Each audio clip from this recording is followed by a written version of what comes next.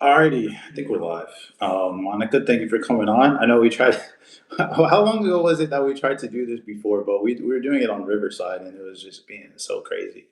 It was. I think it was about maybe about a month or 2 months ago when we tried it, but we just couldn't. On my end, I could not get This Riverside to this is work. this is actually going to be so much better. I think like we have people that are coming on live. I think it'll just be a lot better. For the people in the community, or maybe even on YouTube that watch this that don't know you, maybe explain a little bit about like who you are and like what you're doing like business wise. Okay, so I'm Monica Smith. I'm also known as Chef Monica. I'm a professional chef. I've been in the industry for 30 years, but I didn't start chefing until probably 20 hardcore 20, 25 years, 20 years ago. Um, but now I'm in my second act. So Let's go. I'm yes, I'm transitioning from feet on the ground to content creation so that I can work with women in midlife who are ready. When I say rise, reclaim, and reset, because I'm 56. I just turned 56. When was your birthday? November 27th. Oh, well, okay, cool. Happy birthday! If I didn't already tell you, I can't remember if I told you or not. That's okay. But thank you. So when I say rise, I mean like they're ready to get up, do something different, reclaim something new in their life that they wanted to do before, but maybe they weren't ready to do it, or maybe they are doing it, but they need support. And when you hit menopause and you're going through menopause or perimenopause, a woman's mind just it changes. We're already complex creatures. I like the way you worded that. I like that. And I know there's some men going, you ain't lying, sister. You know, but when it's time to take care of yourself, like I have 3 kids. They're grown. And all I have done is dedicated my life to my 3 kids and making sure they have what they need, but rightfully so. But I also took on a career. I watched my mom do that.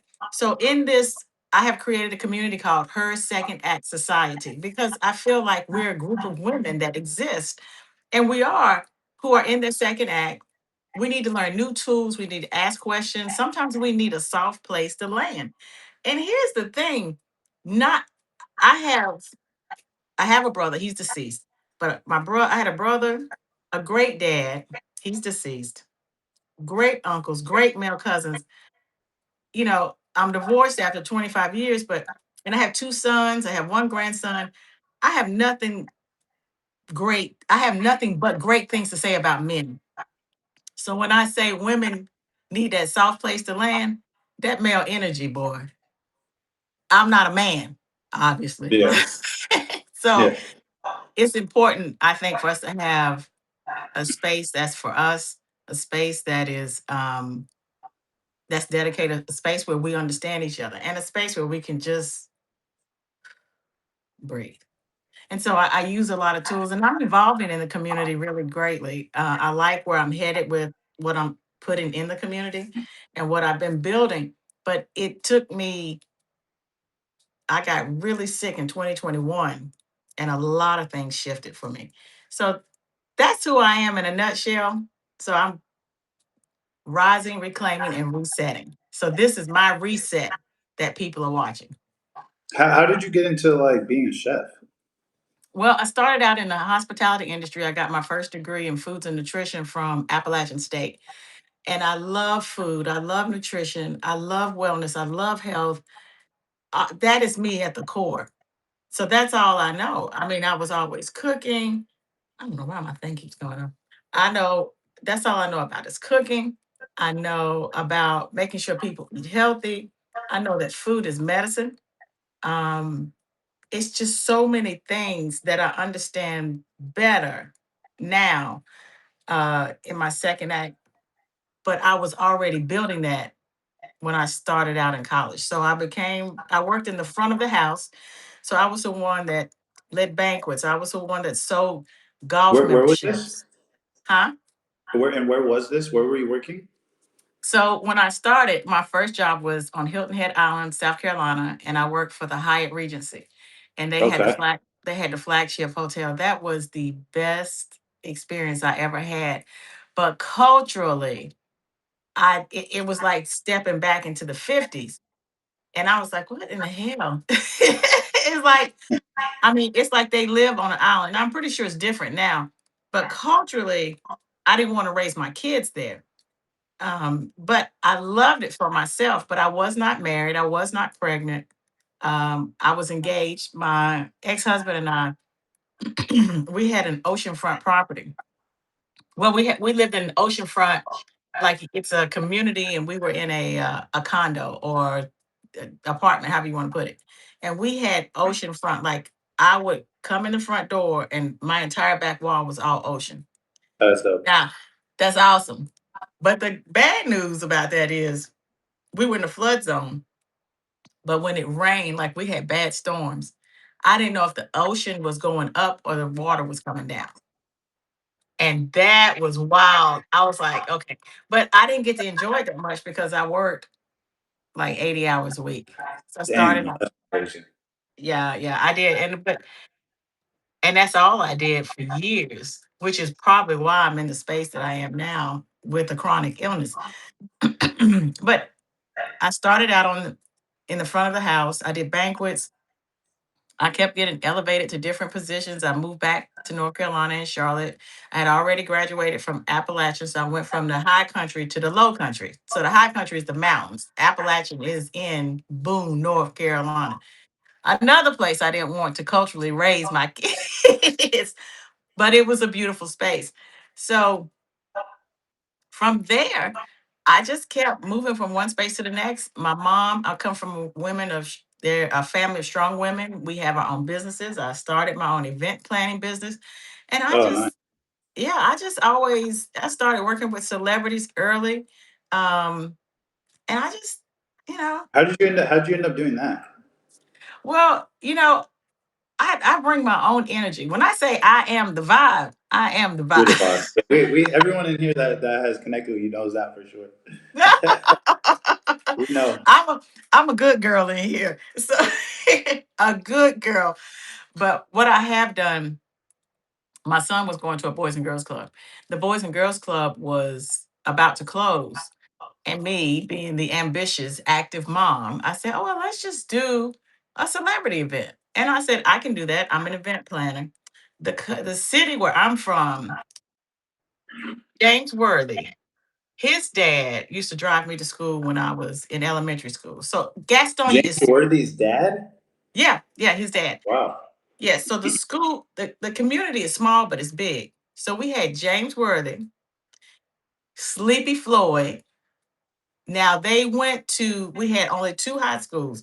James went to the school, Ashbrook, and Sleepy Floyd went to Husk. So when I was a kid growing up, we got to watch them battle back and forth on the court. And Sleepy might be in the Hall of Fame. He played for Houston Rockets. I can't remember. But James is one of the top 50 NBA players. And then we had Daryl Armstrong. So Daryl Armstrong was a year ahead of me. We went to the same high school as James. So I said, well, let's just bring them guys home and do a golf tournament and raise money for the Boys and Girls Club. Because I think all of them had gone through the Boys and Girls Club, or it was the club that they had interacted with, and they said yeah. So I hosted that tournament. I hosted it. We raised money for about 5 years with them. So I met Dean Smith. I met um, Roy, who came behind him. It's so. I mean, the list goes on. Like it was so many celebrities. And that came from like your relationship with like one of them, one or two of them, and then from them, you ended up being able to connect with more people. Well, it actually came from my relationship with my son going to the Boys and Girls Club. But James Worthy, like where I'm from, everybody is it's like we all know each other. Like James's mom, she used to cook. Like his mom could cook. Now she was a cook. So he would bring back like Magic Johnson and all those people, and they would go to his mom's house and they would eat, like when there would be a That's game dope. locally. Yeah, but there was no fanfare like when they came in. It was just like he's coming home. And he used to tell me that. He said, I'm coming home. So Gastonia is just it's just home, you know. And so you didn't have, even though his family, our families knew each other, the actual connect came from me having my son at the Boys and Girls Club. So I Okay. started, yeah, so that was great. And then my mom, my mom and my dad, everybody knows them. So they did a lot in the community.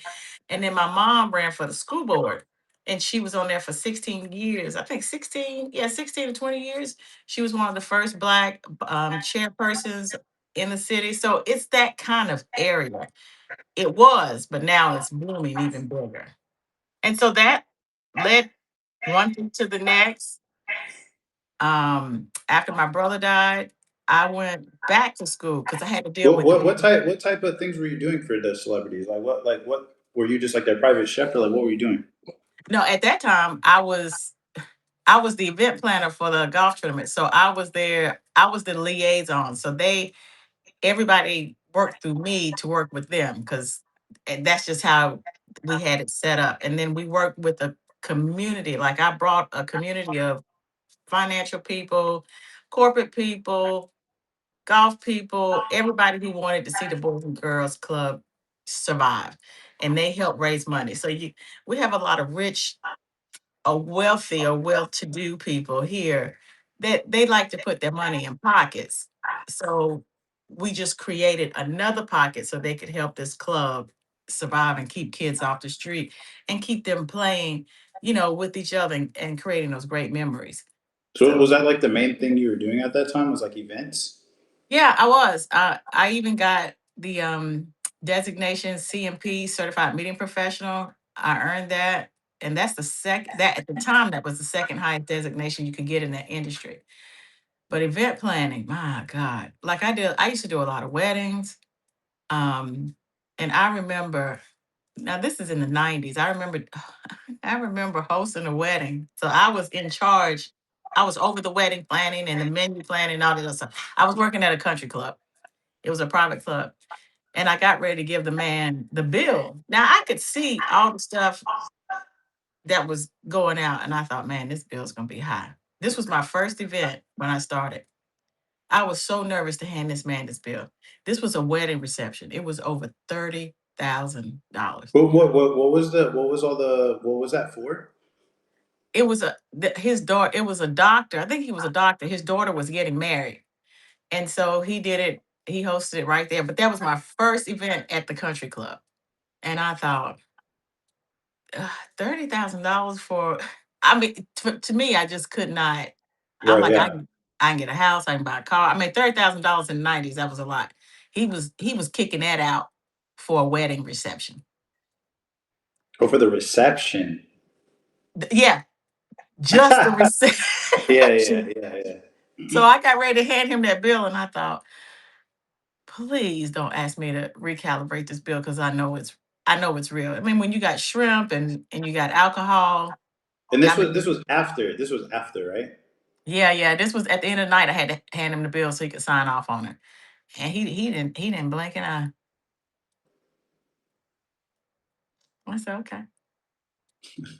Yeah. I'm telling you, that showed me some stuff. I just thought $30,000 on a wedding reception. I have no idea where they are. If she's still married. But I did a lot of things like I used to cater. So then I started catering for people who could not afford the $30,000 wedding receptions.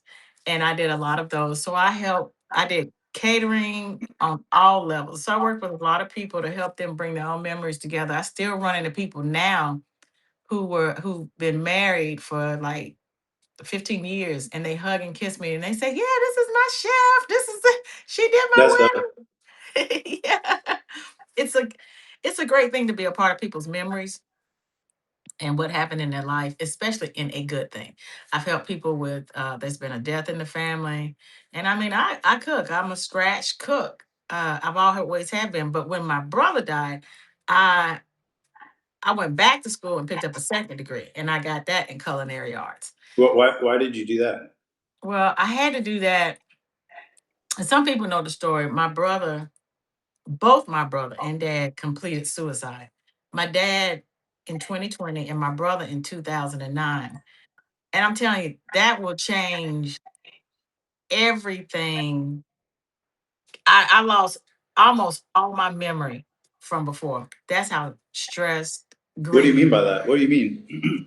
Well, I was grieving so hard. I don't know what I used to cook. I couldn't remember what I used to wear. I Dang. couldn't remember. I couldn't remember anything deep. I mean, it was so traumatic because my brother was, if you think my spirit is big, my brother was twice as big. And he was just that guy. Um, and we were that family. So it was just this big shock, that happened. So when it happened, I had to find a way to climb out of grief. I was so deep in grief. For the first 6 months of my life, I had what's called suicide ideation. I kept trying to think of all the different ways I was going to kill myself. But the even part of that greater illness is that I thought, okay, well, I'll just take my 2-year-old son with me. So he was with me all the time. He didn't speak for 3 years. He had two disorders, you know, But that and he, you were married at this time yeah, too, I right? was married. Yeah, I'm still married. I got 3 kids. And so he just had all these, like, when you're sick and you're so knee deep in depression and you fall in that black hole, what, nothing makes sense. But then stuff does make sense. And that's where I was. I was so depressed and people could see it and you could see them and they could see it and they would look at you try to figure out how they can help you, but it's like this invisible wall, this force field around you where it's impenetrable, you can't get through, but you have to find a way out of it. It was 6 months, 6 months, but then after that I had 2 years of depression, but it wasn't as dark as the first 6 months. So I know what it's like. And you had no idea, like when that happened to your brother, was like a super shock, or were you like, okay, I didn't think he would do this, but I had an idea that he was going through some things, or what was that like? Well, like I like in the black community, we love to say, "Oh, he going through." Yeah, he was going through. So we knew he was dealing with some things, but never thought he would do that. Never, never. I'm. It's only now that I can talk about it. It's still difficult because my dad did it in 2020. So I'm just sitting here like,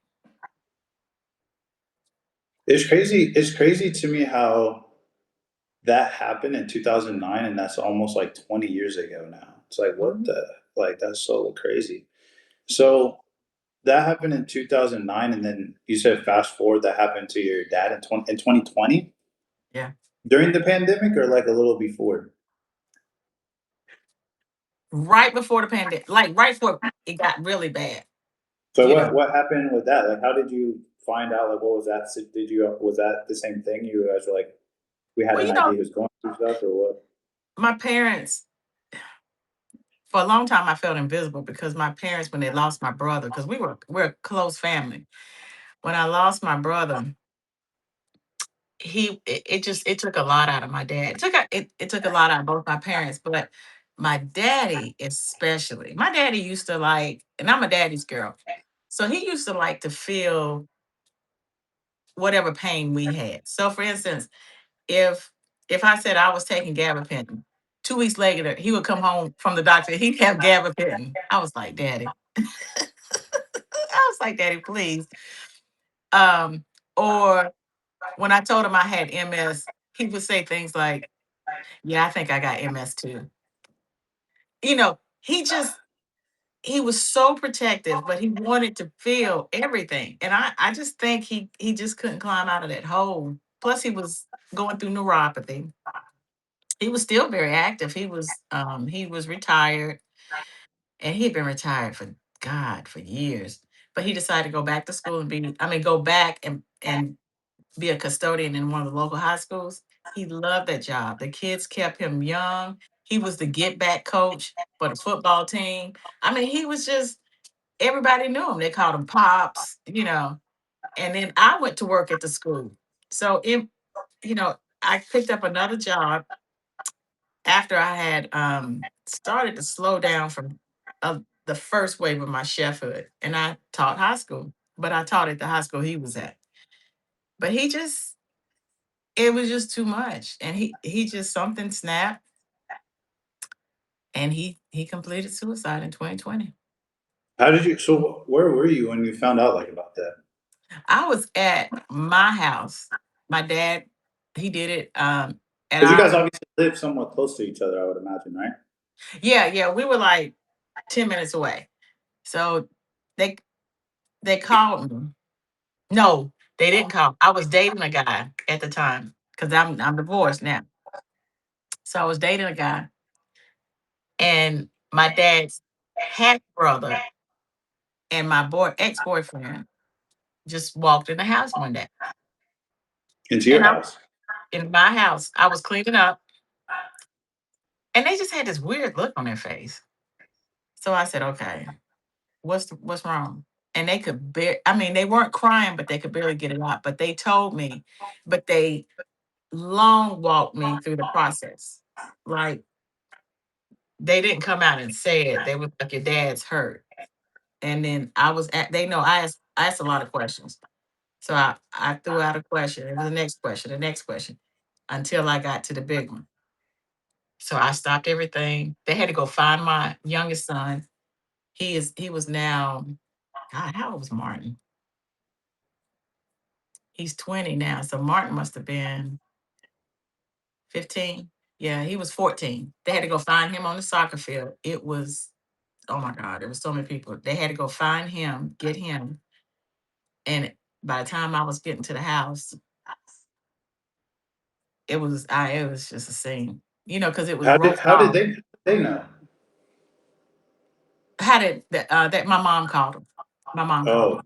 Yeah, she called him. She called him first. so And my she's the one that found out well, or found him, or she and my son were in the house and he was outside. Yeah. your dad? Yeah. And so she how it's like how much did your mom know? Like was that like a total shock to her as well, or did he leave her a note, or like was it just like super Yeah. random, or what? Yeah. Well, I mean, we knew he had always been like we say he going through, but we knew to, keep eye on him, but we just didn't think he would do that. And he just up and made that decision. And that's what he did. And then she just went outside and just found out, or She heard it. No, she heard it. She said when she heard the pop, she knew. She knew. dang, that's And happened so to someone in my family. I guess, like you said, it's hard to. Maybe it's one of those things where it's like you can explain it to someone, but maybe you never know until you feel it. Because it's someone in my family.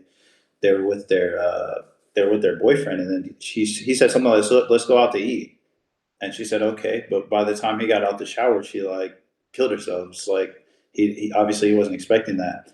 And then her son went to go stay with the rest of my family to kind of help like during that time. And then they said they just went outside one time, and then he did the same thing.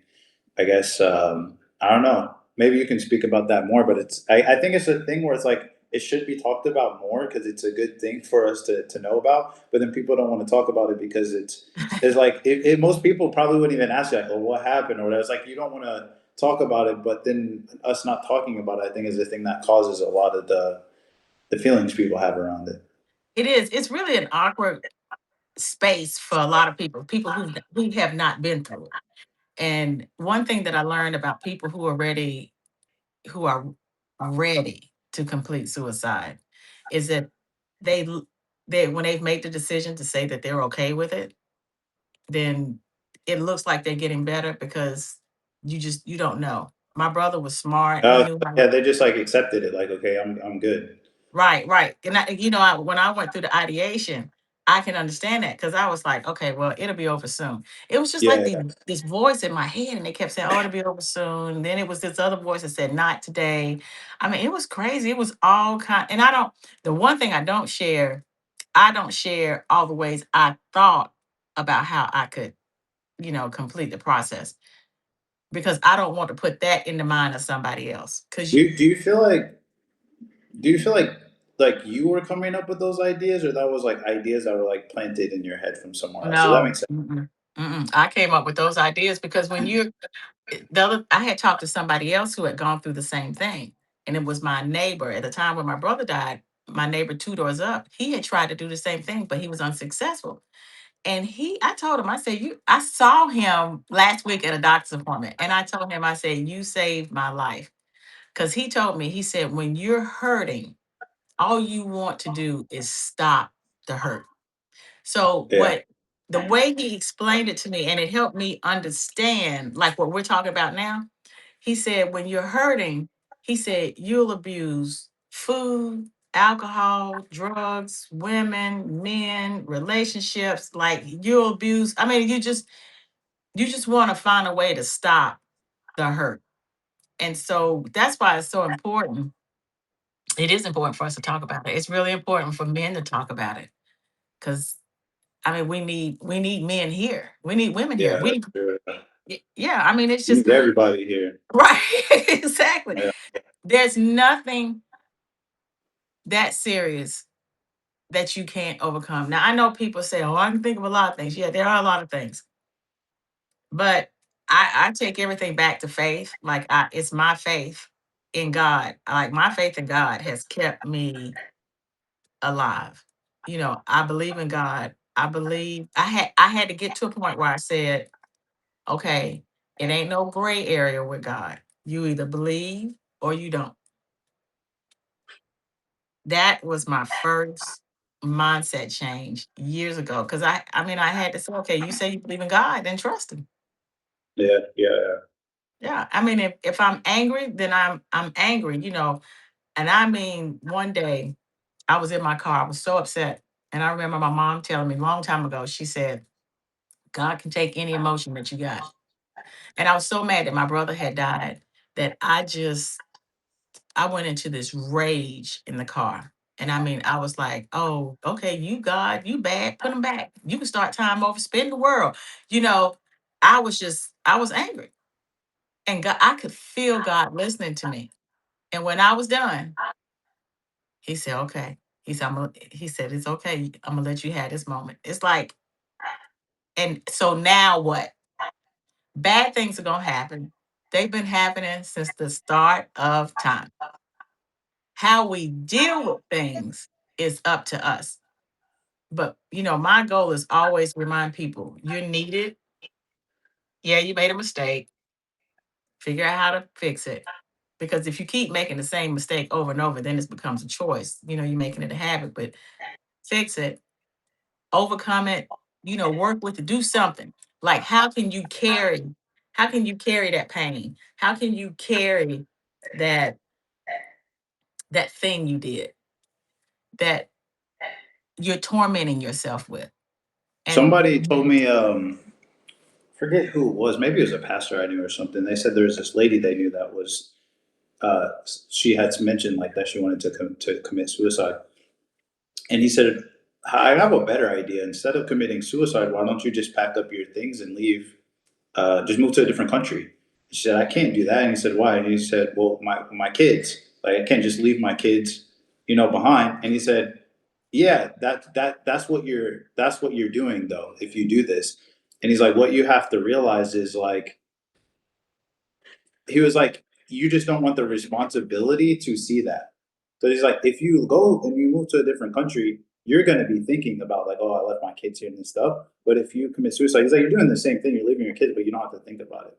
So he's like, "There's no such thing really as like the world's better without me or what." He's like, that's just not true. He's like that. Like these people are going to miss you. They need you, and it's just it's like you said, it's like people want the hurt to stop, and it's like let's address that issue. Like if you can come together with these people that actually love you, they would rather help you get over this than to not have you around anymore. right, I was so arrogant. I was so hard to deal with. I mean, I was in pain. And I was just arrogant because I had a pastor who was close to our family. And he was our pastor at the time when my brother died.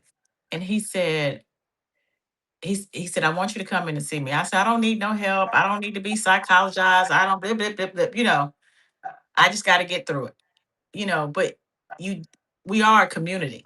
That's why school is so fantastic because we are a community. We are an outlet. We are a way where people can come and be themselves. And they can also, if they want to be something new, they get supported. That's why community is so important. It takes a village. So he told me, I came to see him. He said, how would you feel if I think he asked me, how would I feel if I signed a pact with him that I would call him before I killed myself? I said, oh yeah, I'll call you before I off myself. I mean, You were like, yeah, okay, that'd yeah, be I an was easy like, to do. okay. But every time, but see, the thing is, me making that signature on the paper, I took that serious. Like I was like, okay, yeah, I'll call you. Every time I kept thinking about it, I thought, oh, I gotta call Reverend Taylor. Okay, not today. I mean, it generally it was that stopping point. It was that little bit of friction that saved my life. I feel like people would think about that. I think also it lets someone know maybe like you actually have someone that actually like already put it out there, verbally told you like I like if you're in that moment, like you can actually call me. And I think sometimes people feel that I've talked to, they're like nobody would care. Like there's no one that I would could call that would actually care. It's like too much. Yeah, But yeah. That little bit of friction though, it got right in the way. When I run into my former students, I've had students, oh my God, there are students that are doing life sentences for murder.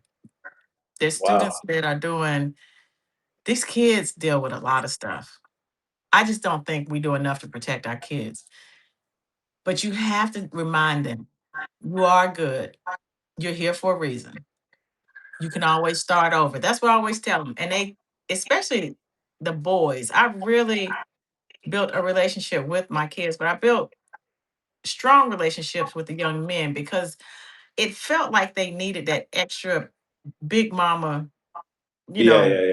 touch, especially during school. So when I would call them, if I could remember that now, I say, boy, and they'd be like, oh, what? They just, they want the discipline, but you have to remind people. I see what others don't see. Even if you don't see it, like the kids who were really bad and the ones I didn't like, some of them, it was only a few. Those were the ones I built relationships with. And I'm telling you, it made a difference because they'll do stuff to self-sabotage. Because Yeah. they're like, okay, I'm gonna make you not like me. And I'd be like, boy, I ain't thinking about you. I said, I'll still get a hold of you and whip your butt. I know your mama, and they do just like what you said. They just smile. That's what I said. I don't know what it is, but I just tell them, I said, I'm just glad you're here. I think And for me, because I had that growing up, and it's like it's the discipline, but you know that someone's doing it because they care about you. Like they see that you have more potential, not just somebody that's like you're just trying to be hard on me for no reason, or you don't think that you don't think anything of me. But it's like you realize, like, man, this person, like, they really want a better life for me. That's why they're doing it like this. So it's almost like a level of respect. How did you get? So how did you get to the point where like you going through all of this and then you transition into like what you're doing now? well, my MS, so I have multiple sclerosis, and it's considered to be an aggressive form of multiple sclerosis. When I was first diagnosed, oh my God, it was a nightmare. I was in the hospital. I have seen the inside of hospitals more than I care to talk about. It has just been, I don't have an immune system because of the amount of medicine they have given me. Because when they give you the meds, it strips your immune system. I literally have it's on paper, zero. There's no immune system. So I have to be That's careful. crazy. Yeah, it is. That's what I said. It's crazy. So I said, okay, look, you can't stay in the street with people cooking, eating, running. Because I was everywhere. I was on stage. I was on TV. I did TV for 15 years. I did stages. I did people coming, oh, can I get a picture with you, Chef Monica? And I'm like, what am I gonna say? No. You, so I had to do things to keep my system alive, up, and fighting for me. But I mean, I would just after a while, I was just tired. And I just started losing a little piece of me all the time. And I said, this is not really what I want to do. I want to do more. I like what I'm doing. I still educated. I taught people about wellness. I taught people about how to eat, how to choose food, how to select food, how to everything. But then I thought, but I really, really like 25 years ago, because I can think of things in the age of my kids. So that's how I can bring the years back. My mom, she's big working with women. My mom, she's retired from IBM, HR generalist. She was over like 3,000 people. She had a group of secretaries that she worked with. So she knows women. So I kind of tagged on with what she was doing. But we always wanted to have a community, like an organization of women, but we just kind of went in separate ways. So my mom still does a lot of work with how can I put it? I forgot how she puts it. She coined the name differently, but it's another version of DEI, but it's called something else. But I decided to take that work. I said, let me go back to what I wanted to do almost 25 years ago. But let me do it in an online setting. I literally was sitting on the couch. I mean, I can remember sitting there thinking, how am I going to do this? Was in such a cognitive decline. I couldn't remember anything. I couldn't put pieces of things together. I forget where I was going. I forget what I was talking because my brain, whatever was happening with one of the lesions, my cognitive, I just could not, I didn't know what day of the week it was. I wake up, I didn't know what I was supposed to be doing. I'd have to have a calendar on the wall. So when I woke up, I would have to cross it out the night before. Oh, today's Wednesday. Wow. Okay. So this is just a year ago. It was just, I could not, I would be driving and forget where I'm going or how to get there. I was like, oh shit, where am I going? So I always had to keep things on my phone, an alarm, the calendar. I had to keep those things updated. I had to put emergency phone numbers. Everything had to be right there. And I thought, I do not want to live like this. So I took to YouTube and started watching like Diary of a CEO with Steve Bartlett. Love him. The guest on his show led me to better health. And I said, I'm gonna try this stuff. Now, this is stuff I taught how to eat, what your body's made of. Because our body I don't think we give ourselves the Our body enough credit. yeah, because we're a machine. And Yeah. there's when we put that, it's just like if you change the oil on your car and you seen this on YouTube and you put vegetable oil in your car it ain't gonna act right. It's the same thing with what we put in our body. So I said, I'm gonna try it. Let me see. Again, I was being sarcastic and it worked. I'm telling you, I'm 360 degrees different today than I was last year. That's wild. I mean, Yeah. I'm trying to keep like I said, I'm trying to keep up on Or school. maybe it's 180 degrees because I think 360 is like you're back where you started. Yeah, yeah, right. See, yes, 180 degrees. We're gonna get it together. But yeah, I mean, I'm just I cannot get over. I've written two mindsets. I went back to my certification where I was certified in five-factor model of personality, which is one of the foremost leading um, personality tools in the industry. I got that in 1999. I've always used it, but I've gone back to it. So my mom used to teach a class called "It's Not Personal, It's Personality." So I can look. We get so caught up in how people look, but a lot of times things are just personality. You have some people like let's just take something simple like an extrovert. That you got extroversion, ambioversion, and introvert. Like you are an introvert, they're not trying to be out in 1,000 people and be sick, not that they can't do it, but when they do it, you want to give them time to think about it, plan, and move forward. But if you try to address, if you're an extrovert like me, like I'm really high up there, like I can talk to a tree and be cool. Yeah. But if I try to take that same energy to an introvert, they might look at me like, what is like, who is this? What is she doing? And what is she saying? Yeah, yeah, yeah. It's easy for me to interpret that and say, "Oh, she don't like black women. Oh, she don't like me because I'm young. Oh, she don't like me because I got dreads." Just Yeah, mine just true, true.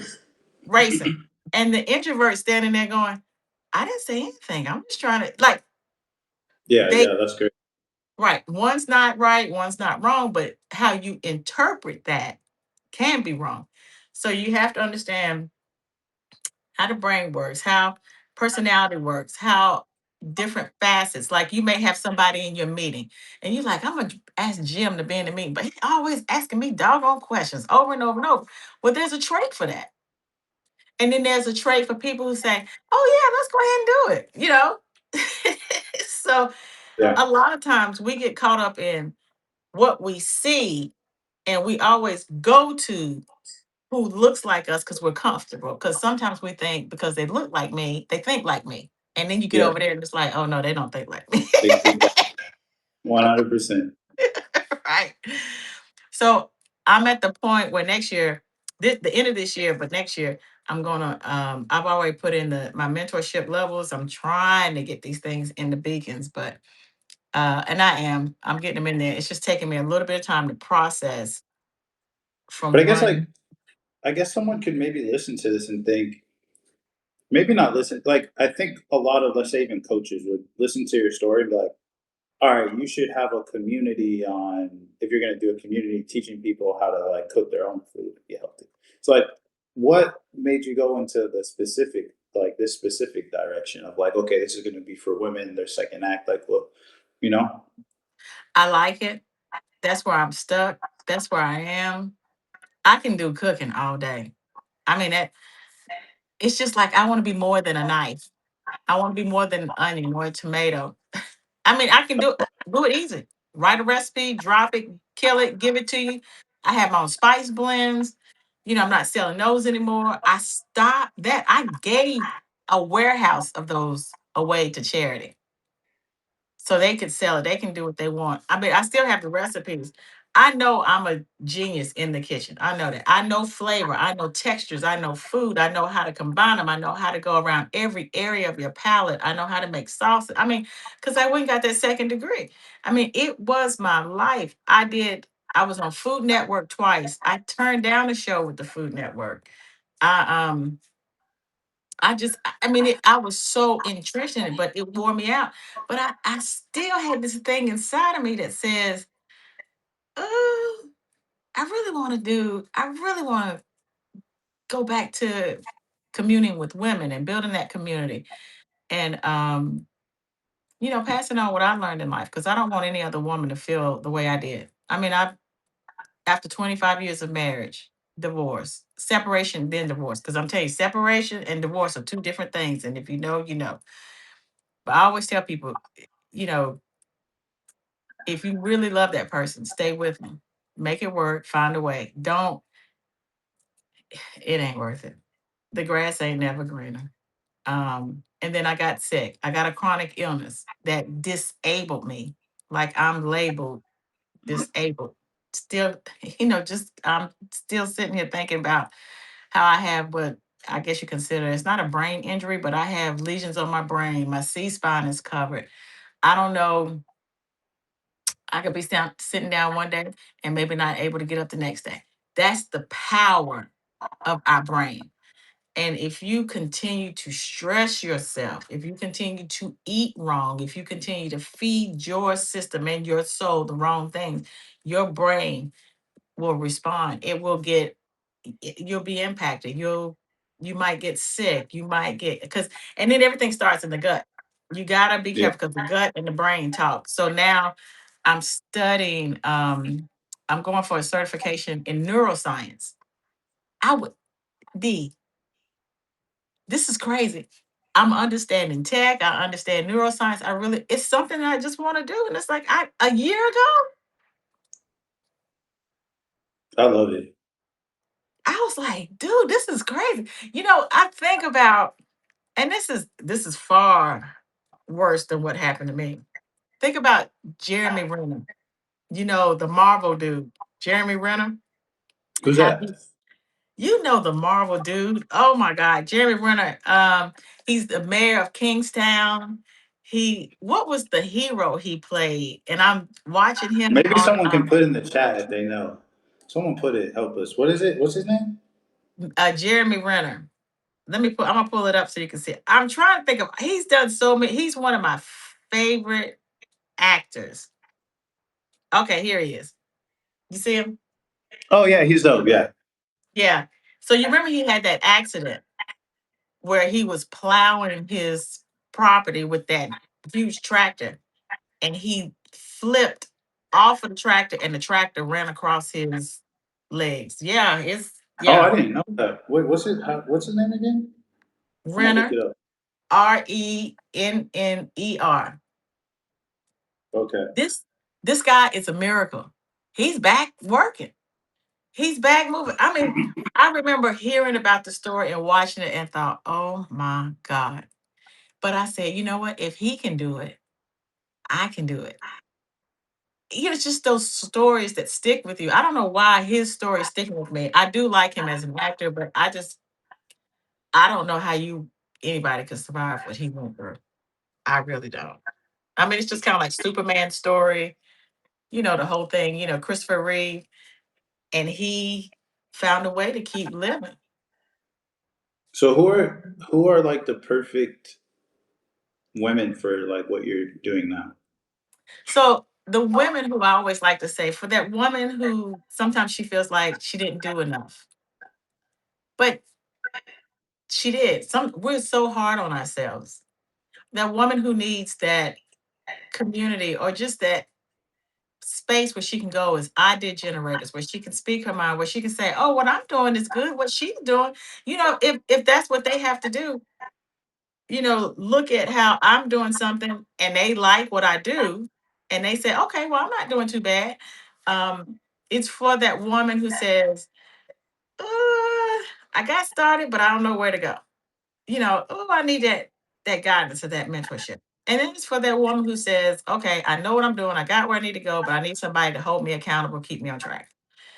That's what my mentorship levels do. But the community is there's no pressure. And it's a soft landing, but it's also a resourceful place because I'm creating what's called She Schools Toolbox. So it's gonna put tools in there for community building and things that work in content creation. And then I'm gonna create a paid part of community called Her Resource Library, where there are tools that I've created or things that I'm making that can help in the process of either personal development or in their business needs. So Is there like a that's certain age like that you're looking for? well, I say 40. I started out 48 plus. And I said, well, I might be cutting women out because midlife can start at 40. So I said women 40 and over. But I do have at least one person in there who's 37. So I've been thinking about,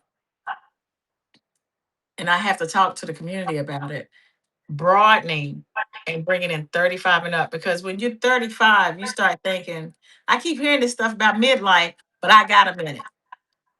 Yeah, you got a minute, but it comes so fast. But what you do between 35 and 40 can make a big difference. When I turned 40, all hell broke loose in my body. I was like, I said, what is this? I didn't know I could hurt right here. What am I going through? You go in the doctor's office and they're telling you stuff, and you're like, what is that? Like, I don't even, this is just an example, but it's not midlife. And I got sick, and I told you in 2021, really bad. But in 2020, I got a respiratory illness. I started getting respiratory problems in 2020. And I went to the doctor, and I said, my chest really hurts. It's sharp when I cough and all it does all this stuff. And she said, oh, you got pleurisy. I said, what the hell is pleurisy? Right, yeah, I would be like, I don't even know Yeah, what it is. that sounds like an STD. I ain't got no STD. But pleurisy has to do with the respiratory. I was like, what is that? You know? So you go to your body just starts. Yeah, I'm telling you, we change. The machine changes. It's like I need a new body. And I'm like, bro. And then they say stuff to you. Like I'll never forget when I got diagnosed with MS. And she said, yeah, she said, we're probably going to have to, well, she said they would probably have to do cranial surgery or something. I said, y'all want to, this is exactly what I said. I said, I'm not having brain surgery. I just started growing my dreads. Do you know how long it took me to grow my dreads? I said, no. Mm-mm. Y'all not cutting my hair. They was talking about cutting my hair though, but I was like, hell no. I just grew these dreads. No. I feel you. That friction stopped a big mistake. They were just, they were so fascinated. I had walked in there because I had this really huge lesion right here. It was big and it was active. And they could not understand how I was still doing the things that I do. And they still can't. So I like to say mind over matter. Now, every person with MS is different, and every person with MS won't have the story that I have. So I don't want to slight anyone. Right, right. But I'm saying I had to change the way I ate. I had to, the medicines were breaking me down. And I was like, something's got to give. My kids were watching me go down and they were like, Mom, you need to quit getting these medicines. I got a port in my chest because I was getting that many drugs. Sheesh. I was getting sick, I was getting kidney stones, and I was like, this is not gonna work. The body wants to heal itself. It really does. But we have to be so careful what we put into it. And that's the space I'm in right now. And you gotta stay fit. I mean, it's even if you walk, if you can't go outside, like my son, my youngest son, he said, Mom, what are you doing? I said, I'm jogging around the house. I'm jogging in place. I'm minding my business. Can I help you? I already fed you. He was like, well, do some squats. I said, I did some and did some yesterday. Boy, I can't even walk. That's crazy. So he's going, let me see you squat. So I mean, it's that boy in you, that man, that boy energy. I'm like, oh my God, y'all driving me crazy. But they keep me going. And we always banner back and forth. But So I how do people like find like what you're doing? Like let's say obviously if you're in the community, they know to click on your name and just go to the thing. But Mhm. like let's say the people that aren't already in Undeterred, or maybe that aren't on even school yet. So I have two YouTube communities.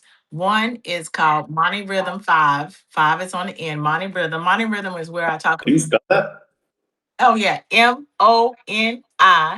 MoniRhythm. Mani Rhythm. Okay, Mani and then Rhythm. Okay, okay. Right. Five. Well, Monty Rhythm 5, your beat, your life.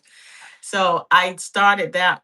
I started Monty Rhythm to talk about how to reset your life. So I built a mindset around that called RODA. RODA is RODA, responsible, obedient, disciplined, and accountable. So I started that back in 2023 because I said, you got to get yourself together. Because I said, just because you can do something doesn't mean you should. And because you don't do it doesn't mean you can't. So I had to figure out, I had to start creating a mindset. So that's what the Rhoda mindset talks about. And then I also talk about the five factor model personality, how to reset your life, and how to do certain things. So that one is dedicated for that. So some people may say, well, why two YouTube channels? Because I can. So the Because I'm second, minding my business now. because I'm minding my business. Right. So the other one is Monty Rhythm. That's Moni. No, I'm sorry. The other one is Monty Arvu. That's my moniker for blogging. I just don't like using my name. I used my name so long in chefhood. I just wanted to get away from my own name. So Monty Arvu has my second mindset. It's called the men mindset. Mindset, exercise, nutrition. 8 minutes to how I got moving again. And that's exactly how I got my mobility back in 8 minutes after I was diagnosed with MS. So that became something. So that has its own cadence. So I do a mindful Monday post. I do a work at Wednesday post, and I do a nutritional Thursday post. And then within each of those YouTube channels, I do a special series. I'm D. I don't even know. I could not process this a year ago, but today it's like I got a cake hanging out my brain, I and love it. I'm just so excited.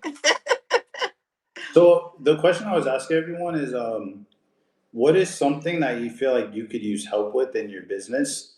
Because we never know like who's gonna like watch this or like what knowledge they have or resources they have access to.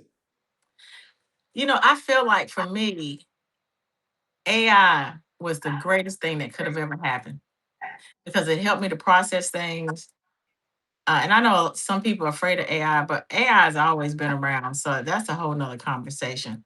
But AI has been like an assistant. And the one thing that I feel like I could use when the time comes, and it's coming, it's a virtual assistant or an assistant to organize and project, or maybe a project manager, I should say, and manage my projects. That would probably be my next step. Um, What if somebody is that person or they know that person? How do they get in contact with you? well, they can email me at Moni, MoniR Vous, at gmail.com. Okay, dope. Yeah. I appreciate you coming on here. Anything else you want to share? This was dope. This was fun. It's cool to it's cool that people come on here and they're like, man, I was watching this story and it inspired me, but now it's Oh, like now you're the it's like now your story has the opportunity to inspire someone else. So I'm glad we could finally work this out. well, one thing I will say, you were one of the first people I met in schoolers, and I have not been led astray Let's since. go. Your community is awesome. You you create the space that I believe in is making the people connection in a virtual world where you have to trust people on their word first. But you bring the people connect. Like we are real. We're real behind these words. At least most of us are. Yeah. Hopefully we don't have a chat. We don't want a chat bot out there. But you have inspired me to take that same feeling and put it in her second act society. Because that is what's important to me, is that personal touch. And the last thing I will say, suicide is not the way. We need you here. Don't do it. Amen. Yeah. And I will know how much you appreciate me if I want when I get a meal from you. When I taste your food. you know, Uh, you and Lauren would definitely get a bill from me, but I'm gonna tell you, that's the biggest joke that runs in my house. They was like, she'll tell you she gonna cook for you, but she ain't gonna do it. But then I do cook. I mean, I'm cooking all the time, but it's this thing where they're like, I want you to cook me something. They say, oh, she'll never do it now that you ask. But I will. it would be so cool, like once we have like an in person meetup, if you're able to come and to have that, either it's like you making something, or if there's a however big a group it is, like we can all get something and make something together. Yeah, I think it could be fun. So I hopefully we would can make. love that. I would love that. I Well, do. thank you for coming on here. I guess for everybody that's not a member. Oh, I always ask this too. Like, what would you say to somebody that's watching this that's not a part of Undeterred? That's like, okay, I heard about this, but I don't know if I should join. What would maybe be your Oh, piece? what, to join Undeterred? Yeah, let's say they're watching this on YouTube or something. They don't know what it is, or they've been thinking about it. Listen, you gotta join Undeterred. You're gonna get the right connects. You got a great community. The people in here are awesome. We teach, we learn, we love, we level up. This is the first community I joined in, and it has boosted me and my energy and confidence 200%, twice the amount. Join. You will not be disappointed. Dee and Lauren are awesome. Well, appreciate you. Alrighty, guys. I never know how to All end these, right. but I guess just end it.